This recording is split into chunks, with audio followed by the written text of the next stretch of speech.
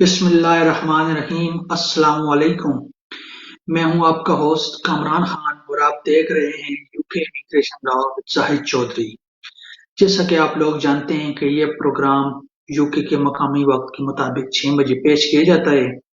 ये प्रोग्राम आपके गुज़श्ता वीक में पूछे जाने वाले सवालात की रोशनी में तरतीब दिया जाता है और हमारे साथ मौजूद यूके के सीनियर सोलिसिटर जाहिद चौधरी साहब आपके पूछे जाने वाले सवालात का जवाब देते हैं। चलते हैं जाहिद चौधरी की तरफ एंड और आपके पूछे जाने सवालात के जवाब उनसे लेते हैं। जी चौधरी साहब अस्सलाम वालेकुम।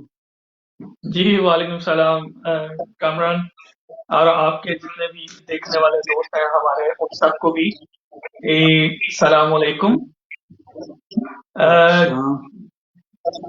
जैसा कि अब हमारे देखने वाले इस प्रोग्राम के फॉर्मेट से काफी अच्छे तरीके से वाकिफ हो चुके होंगे कि ये प्रोग्राम जो है ये हम अपने देखने वाले जो हमारे नाज़रीन हैं उनके सवालात की रोशनी में तरतीब देते हैं।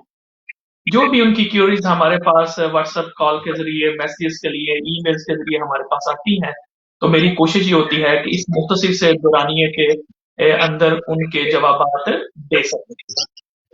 ये प्रोग्राम सिर्फ बेसिक इंफॉर्मेशन के लिए होता है क्योंकि जैसे आपको पता है कि एक प्रॉपर लीगल एडवाइस के लिए तो हमें चाहिए कि पूरी तरीके से इंटरव्यू करें क्लाइंट का और उसके सारे डॉक्यूमेंट्स जो हैं वो देखें और उसके बाद फिर हमें उसका पता चलता है। लेकिन फिर भी इस प्रोग्राम के तवज्जुह से लोगों के जो क्यूरीज होती हैं, जो सवालात होते हैं, उनके जवाब हम इस तरीके से दे देते हैं कि उनको कम से कम पता चल जाता है कि वेयर दे स्टैंड। तो इस वजह से इस हमारा जो नंबर है वो भी आ रहा होता है। किसी का कुछ भी सवाल हो तो वो यानी इमिग्रेशन लॉ के बारे में, असाइलम लॉज के बारे में, नेशनलिटी लॉज के बारे में, डिवोर्स के बारे में, विल एंड प्रोबेट के बारे में, कॉन्ट्रैक्ट ऑर्डर बच्चों के जो होते हैं, रेजिडेंस ऑर्डर के बारे में, स्पॉन्सरशिप लाइसेंस के बारे में, यूके के अंदर जो नया पॉइंट बेस्ड सिस्टम है, यानी किसी भी तरह का कोई कानून से जुड़ा हुआ जो सवाल हो तो मैं रिक्वेस्ट करता हूं अपने देखने वालों को कि वो मुझे भेज दिया करें ताकि हम उसको अपने आने वाले प्रोग्राम में शामिल कर लिया जाए। ये जो प्रोग्राम है आपको पता है कि हमारा यूट्यूब जो है ZMC TV उस मौजूद होते हैं। लोग अगर उसको सब्सक्राइब करें तो हमारे आने वाली जितनी भी लाइव वीडियोस होंगी और जो वीडियोस नहीं होंगी वो उन तक पहुंच जाएंगी।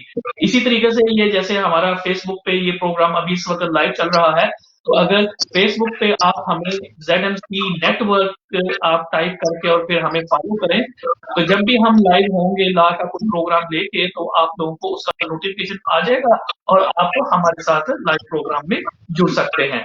तो जी कामरान, आज क्या हमारा टॉपिक क्या है, आज किस तरह हमने क्या सवाल है लोगों के ताकि हम प्रोग्राम उस तरह से लेके चलेंगे। असाइलम के बारे में आज एक दो क्वेश्चन आए हैं, इंक्वायरी आई है, पूछते हैं। वो क्वेश्चन नंबर फर्स्ट तो जो ये वो पूछना चाह रहा है कि मुझे असाइलम मैंने क्लेम किया था और मेरा अप्रूव्ड हो गया, मुझे 5 साल का वीजा मिल गया है। तो वो कहता है कि आया कि मैं इस वीजे पे अपनी बीवी बच्चों को बुलवा सकता हूँ इधर या इसके बाद बुला सकता हूँ, क्या तरीकाकार होगा, थोड़ा सा इस बारे में बता दें। जी ये एक अच्छा सवाल है और इसकी इंफॉर्मेशन भी बहुत सारे लोगों का फायदा इसमें हो सकता है।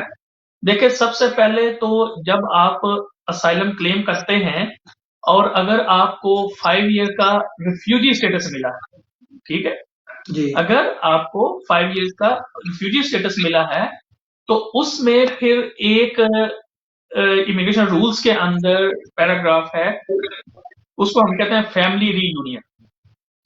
तो आपके जो प्री फ्लाइट, इसको हम कहते हैं प्री फ्लाइट, यानी आप ये अपना मुल्क छोड़ने से पहले अगर आपके मुल्क में आपकी बीवी और बच्चे थे तो फिर आप उनको इस कैटेगरी में बुला सकते हैं, ठीक है, यानी प्री फ्लाइट फैमिली मेंबर। यानी कि अगर आपके बच्चे और बीवी उस वक्त मौजूद थी जब आप अपना मुल्क छोड़ा तो फिर जब आपको 5 साल का रिफ्यूजी स्टेटस मिल जाए तो फिर आप अपनी बीवी और अपने जो डिपेंडेंट चिल्ड्रन हैं, यानी जो 18 साल से कम वाले बच्चे हैं, उनको आप बुला सकते हैं।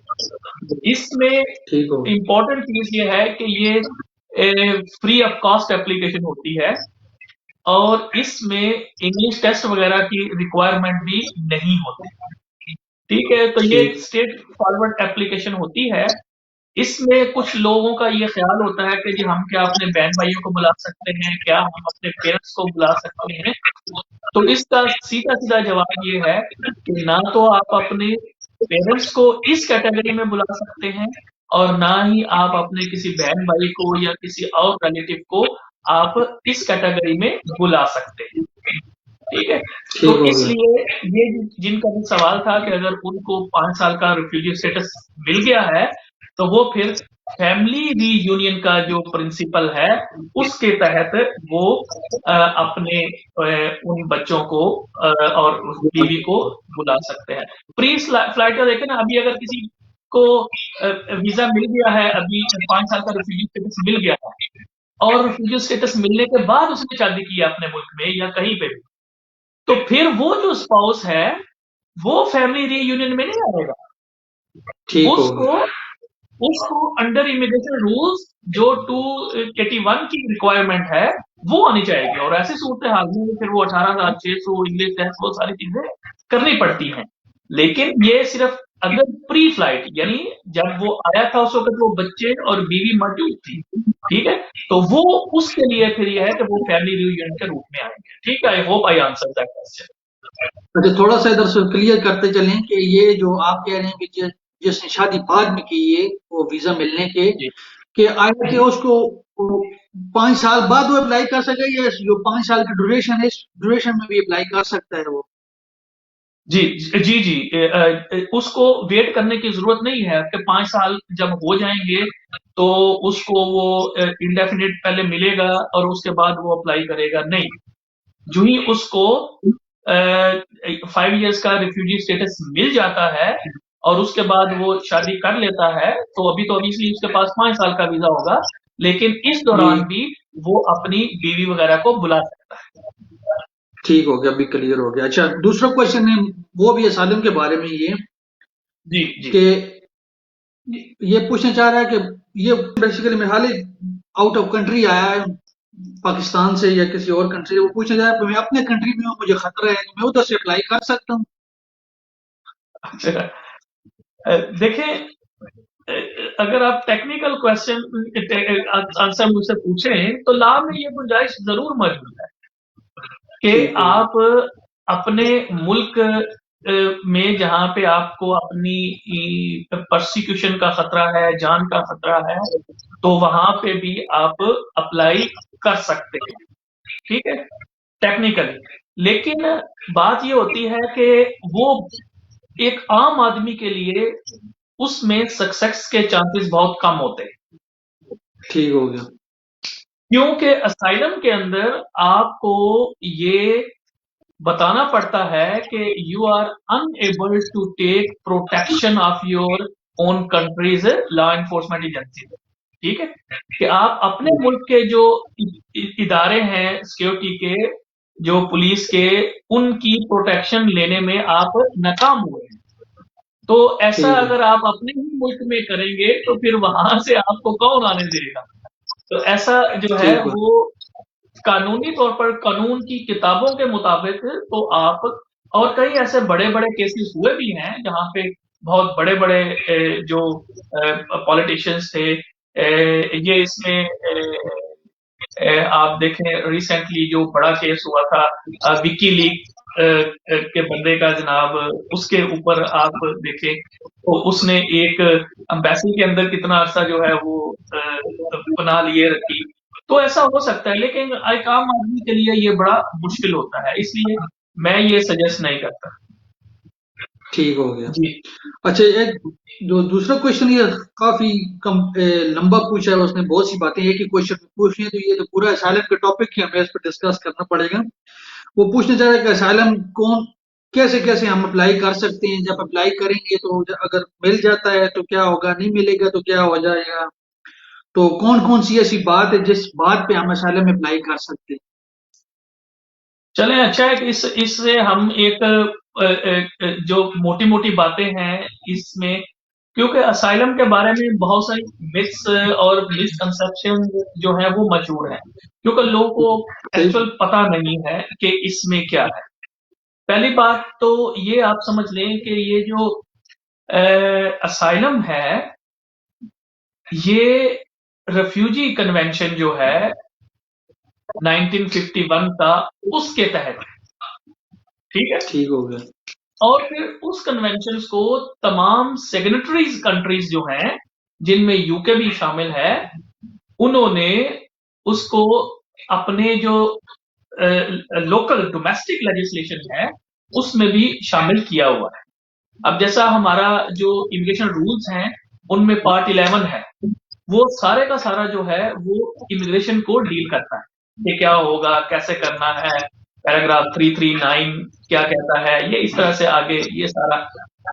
तो पहली बात तो लोगों को ये समझ लेनी चाहिए कि वो है। और फिर इसमें जो रिफ्यूजी कन्वेंशन है 1951 का, उसने रिफ्यूजी की डेफिनेशन की हुई है ठीक कि हो गया। कौन रिफ्यूजी होगा।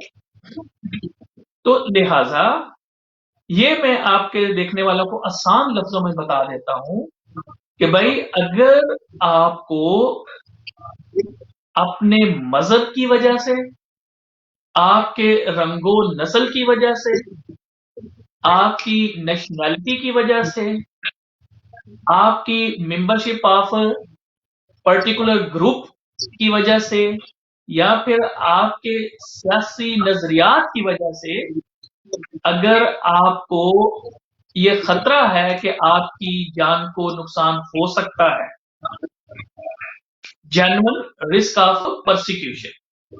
एक तो बात ये हो गई कि ये जो 5 चीजें मैंने बताई हैं, इनके अंदर अगर आप ये समझते हैं कि आपका केस आता है तो आप रेफ्यूजी होंगे। फिर इसके ठीक हो साथ ये गया। है कि you are unable to take protection of your own country's agency, कि आप अपने मुल्क के जो एजेंसीज हैं, यानी पुलिस है या और भी जो इदारे हैं जिनका काम आपको प्रोटेक्शन प्रोवाइड करना है, वो अगर आपको प्रोवाइड नहीं कर सकते, ये इस डेफिनेशन का हिस्सा है, ठीक है। ठीक है।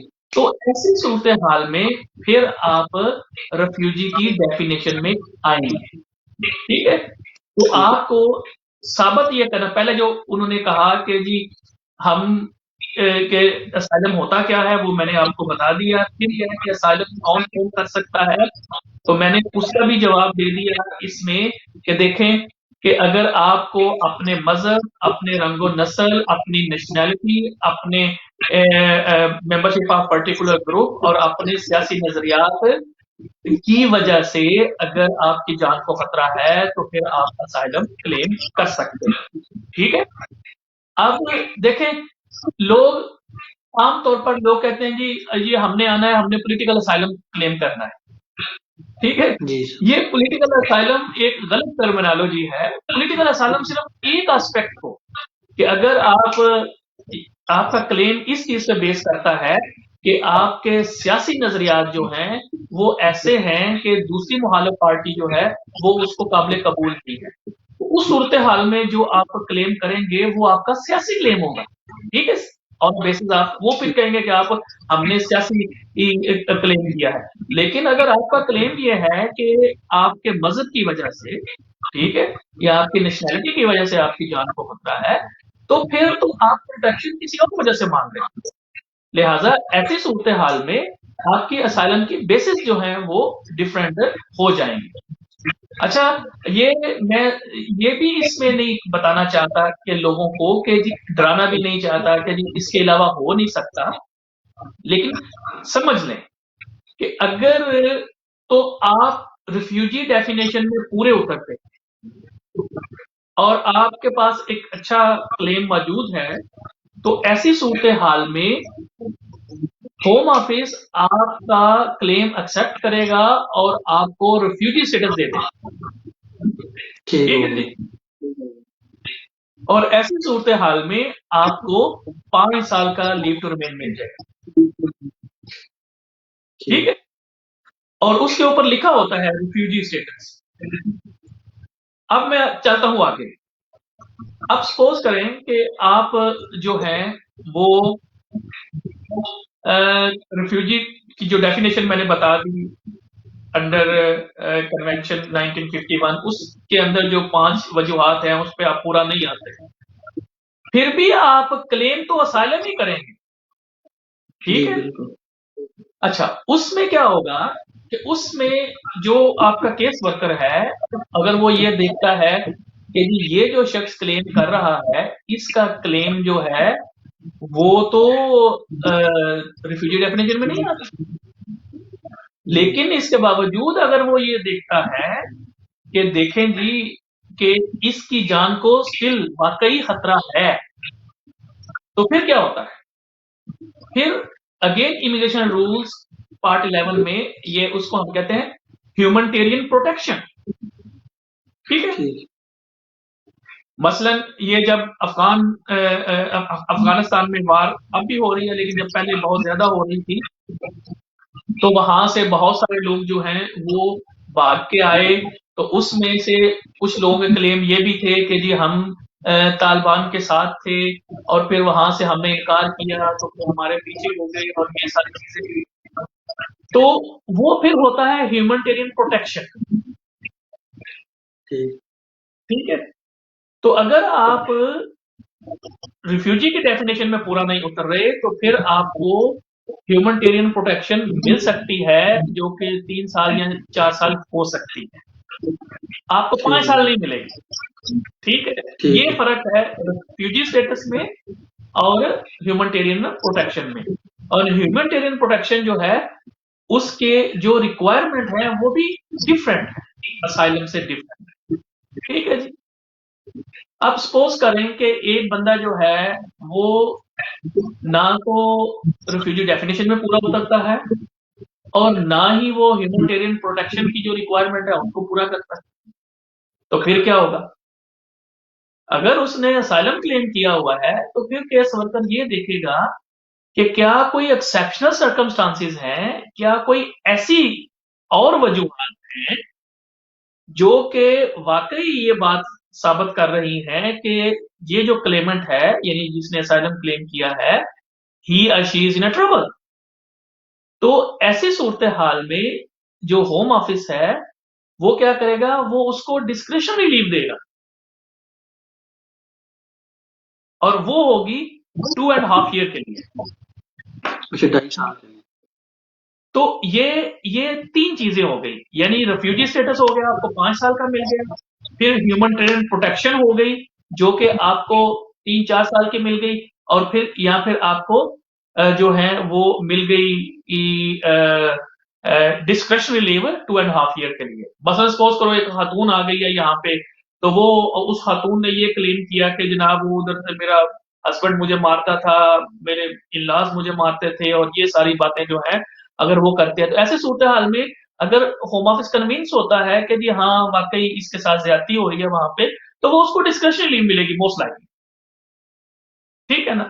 तो ऐसी सूरत हाल में ये आप जैसे कुछ सम टाइम लोग ये कहते हैं जी कि वो हमने फलां से कर्जा लिया था, अब हमने वो कर्जा वापस नहीं करते, तो वो उन्होंने हमें धमकी दी है कि जनाब हम आपको नहीं छोड़ेंगे। अब ये देखें कि ये जो कर्जा लेने वाली बात है, ये रिफ्यूजी की डेफिनेशन में नहीं आती, तो जी जी। लिहाजा इस शख्स को तो रिफ्यूजी स्टेटस तो बिल्कुल नहीं मिलेगा, फिर इसको ह्यूमनिटेरियन प्रोटेक्शन भी नहीं मिलेगी। लेकिन अगर वो अपना केस जो है वो साबित कर देता है, तो हो सकता है कि उसको डिस्क्रिशनरी लीव वगैरह जो है वो मिल जाए, जो कि अगेन 2.5 ईयर की होगी। तो ये वो चीजें हैं जो कि आपने जहन में रखनी है। अच्छा, इसमें और क्या था इस सवाल के अंदर? अगर कामयाब हो जाता है तो उसके आउटकम्स क्या होंगे? रिफ्यूज हो जी, जाता है तो वो फिर तो उसकी। हाँ, ये तो जैसे मैंने कहा कि अगर तो कामयाब हो जाता तो उसकी 3 सूरतें जो है वो मैंने बता दी हैं कि या तो उसको जी जी रिफ्यूजी बिल्कुल। स्टेटस मिल जाएगा, या उसको ह्यूमनिटेरियन प्रोटेक्शन मिल जाएगी 3-4 साल की, या उसको डिस्क्रिशनरी लीव मिल जाएगी 2.5 ईयर के लिए। अब जो आपका अगला सवाल है कि अगर कामयाब नहीं हो, ठीक है, बिल्कुल। इससे पहले मैं आपके जो देखने वाले हैं उनको सिर्फ ब्रीफली एक्सप्लेन कर दूं कि होता क्या है कि असाइलम का प्रोसेस ये है कि असाइलम आपने इन पर्सन क्लेम करनी होती है, ठीक है। उसमें ये होता है कि होम ऑफिस ने एक सेपरेट टेलीफोन लाइन जो है वो डेडिकेट की हुई है असाइलम सीकर्स के लिए। आप ठीक हो उसके गया। ऊपर फोन करते हैं और उनको अपना डिटेल्स बताते हैं कि आप क्या नाम क्या है, वो थोड़ा आधे घंटे 35 मिनट्स में वो आपसे चीजें कुछ पूछते हैं और उसके बाद वो आपका इसको हम कहते हैं स्क्रीनिंग इंटरव्यू। तो उसके लिए वो आपका स्क्रीनिंग इंटरव्यू आपका स्केड्यूल कर देते हैं कि जी आपने फलान डेट को फलान जगह पे आपने आना है। पहले तो ये जो स्क्रीनिंग इंटरव्यू था ये सिर्फ क्राइडन में हो रहा था, लेकिन अब कोविड के सूरत हाल में कुछ और जगह जो है वो भी उन्होंने रखी है इसके अंदर। तो ये होगा, तो इसमें क्या होगा कि सबसे पहले आप जाएंगे वहां अपने स्क्रीनिंग इंटरव्यू के लिए। उस स्क्रीनिंग इंटरव्यू में वो आपके फिंगरप्रिंट्स लेंगे, आपकी फोटोग्राफ्स लेंगे और फिर छोटा सा बेसिक इंफॉर्मेशन पर मबनी आपका इंटरव्यू होगा। यानी उसमें पूछेंगे आपका नाम क्या है, डेट ऑफ बर्थ क्या है, नेशनैलिटी क्या है, आप कौन से रूट से यूके के अंदर आए हैं, क्या आपने बाय एयर आए हैं, बाय एयर आए हैं तो क्या आपने डायरेक्ट फ्लाइट ली थी या रास्ते में कहीं रुके थे तो कितनी देर जो है वो वहां पे आप रुके थे। तो ये सारी बातें, आपके बच्चे कितने हैं, आपकी बीवी कहाँ पे है नहीं है, ये सारी बातें जो हैं वो आप इसको हम कहते हैं स्क्रीनिंग इंटरव्यू। तो ये स्क्रीनिंग इंटरव्यू में ये आपसे वो पूछेंगे। उसके बाद वो आपको उसको हम कहते हैं असाइलम रजिस्ट्रेशन कार्ड।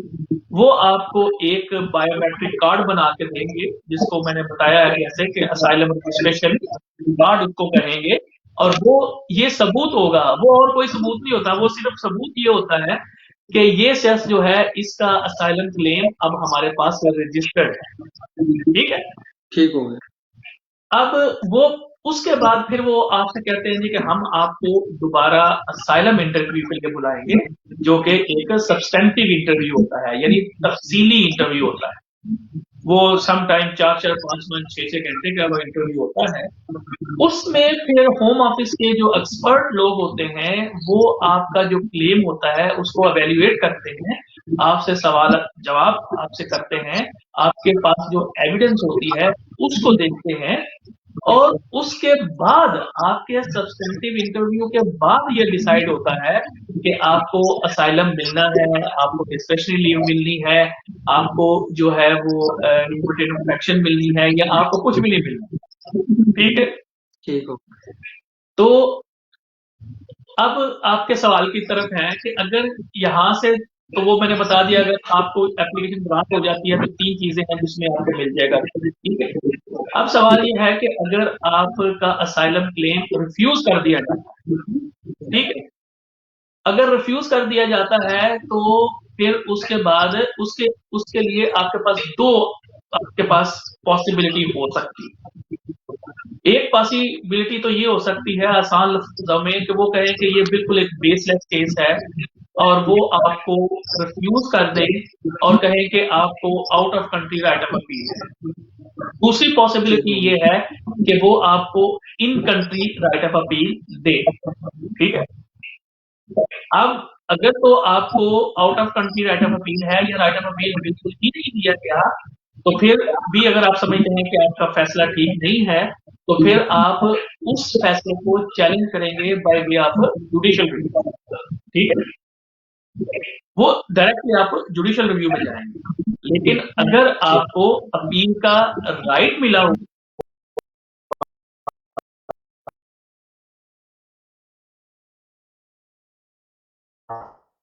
ठीक है जी, और फिर कोर्ट अपील का प्रोसेस है, क्योंकि ये क्वाइट कॉम्प्लेक्स है और लंबा है और इसमें क्या क्या चीजों की जरूरत होती है, तो मैं ये समझता हूं कि इसको अगले प्रोग्राम में रख लेते हैं।